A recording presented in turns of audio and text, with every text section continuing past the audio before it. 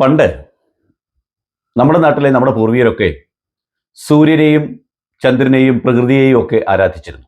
മലദൈവങ്ങളെ ആരാധിച്ചിരുന്നു, ആൽമരങ്ങളെ ആരാധിച്ചിരുന്നു. എന്നുവെച്ചാൽ പ്രകൃതി ആരാധിച്ചിരുന്ന ആൾക്കാരാണ്. കൂടാതെ അവരെന്തൊക്കെ ചെയ്തിട്ടുണ്ട്? അവർ മൃഗങ്ങളെ ആരാധിച്ചിരുന്നു. അങ്ങനെ പലരെ ആരാധിച്ചിരുന്നു.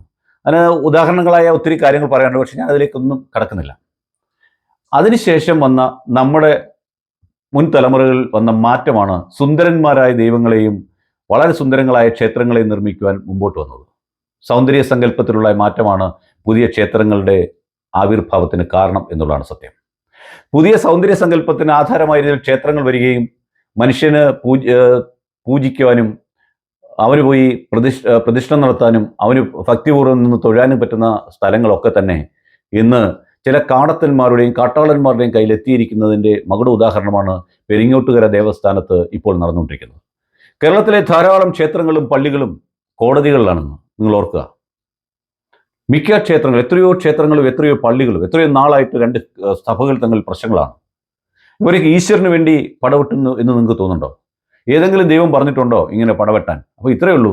ഞാൻ ആദ്യം പറഞ്ഞ പോലെ മനുഷ്യൻ്റെ സൗന്ദര്യ സങ്കല്പത്തിൽ വന്ന മാറ്റമാണ് ഇന്നത്തെ ക്ഷേത്രങ്ങളും മറ്റ് പൂജാ സ്ഥാപനങ്ങളും എന്നുള്ളത് കൊണ്ടാണ് ഇങ്ങനെയൊക്കെ സംഭവിക്കുന്നത്. മുഴുവൻ വീഡിയോയ്ക്ക് വേണ്ടിയും ചാനൽ സന്ദർശിക്കുക, സബ്സ്ക്രൈബ് ചെയ്യുക.